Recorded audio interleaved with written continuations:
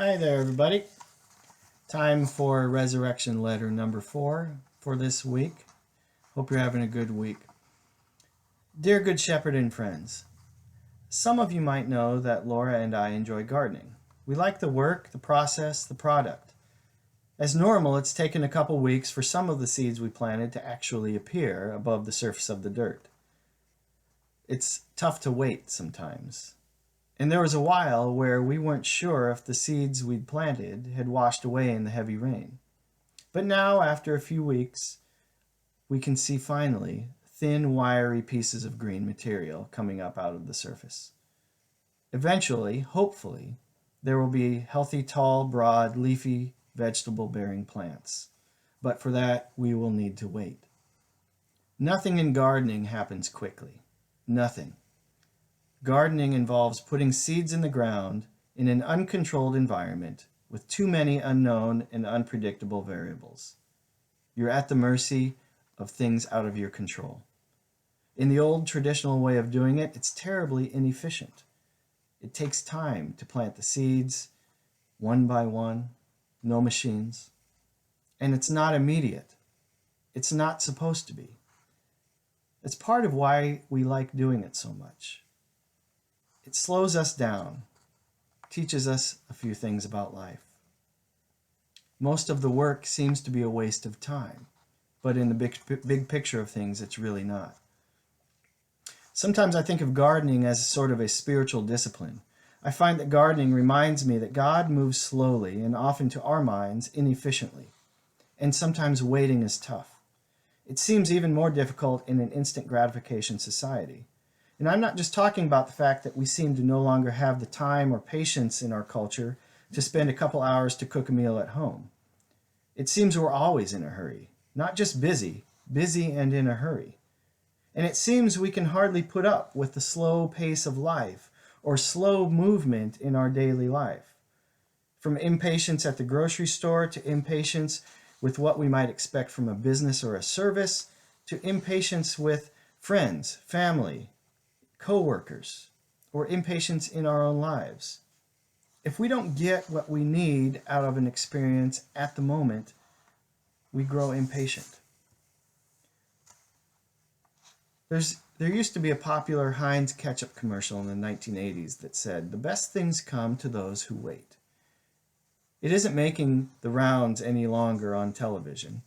Commercials these days sing the quick and now tune. And many of us in our culture receive this message as if it's the way things should be. God, however, does not work like this. We can't demand immediacy or even efficiency from God. God is resistant to our self-made need for immediacy and efficiency. Just like the vegetables in the garden, we have to adjust our lives to their schedule. We're at the mercy of what we can't control. I think of the story of Abraham and Sarah in Genesis. When God appeared to Abraham, he promised that he and Sarah would have a son. It was late in the game for them. They were both very old. And after God made the promise, it still took several years before Isaac was born. Considering their old age, it seems that God wasn't moving along quickly enough with getting this son to come to reality. So they decided for themselves how it would happen. Abraham had a child with the servant Hagar as an ancient form of surrogacy. Guess what? It's not what God had in mind. If they'd only waited. But God wasn't moving quickly enough for their timeline, and time was of the essence. Even though their impatient action led to some difficulties along the way, it did not result in anything God couldn't deal with. God moves slowly and sometimes inefficiently. He didn't stop Abraham and Sarah from having a son their own way. He could have stopped that problem from happening, but he didn't. He let it happen, even though it caused some knots in the rope. Or I think of when God delivered the Israelites from Egypt. It took them 40 years just to get from Egypt to the Promised Land. If you look at a map, Egypt to Israel should not take 40 years to walk across. It could have taken them just a few weeks. But yet, they wandered through apparently purposeless and fruitless desert land. No straight, efficient path to the good life. An entire generation knew of this one experience: long, inefficient, purposeless days in the desert. In these stories and many others in Scripture, there's no reason given often for the slowness and inefficiency of God. It just seems that that's how God operates. Sometimes it seems that God moves slowly in spite of our desires for God to move faster. We don't like it very much, but I think it's good for us to experience this slowness and inefficiency of God firsthand. Sure, in our culture, we've developed ways to make things happen faster. And in reality, we don't have to wait for very much these days. But I wonder, what's the cost of this? Is it at the cost of destroying our ability to wait on God? Is it at the cost of feeding our appetites for immediate gratification? Is it at the cost of learning to be dependent on our own human and limited ingenuity, and forgetting that ultimately our lives depend on God's schedule? In Psalm 40, the psalmist begins by saying, "I waited and waited and waited for God." The next sentence, he says, "At last he looked. Finally God listened." Relief, the waiting was over. But before that relief came was the waiting, and waiting, and waiting. This seems to be a constant refrain in the Psalms and in Scripture. Yes, God shows up, but not until after the waiting. Maybe you, like many people in Scripture and in our world, have struggled with the waiting.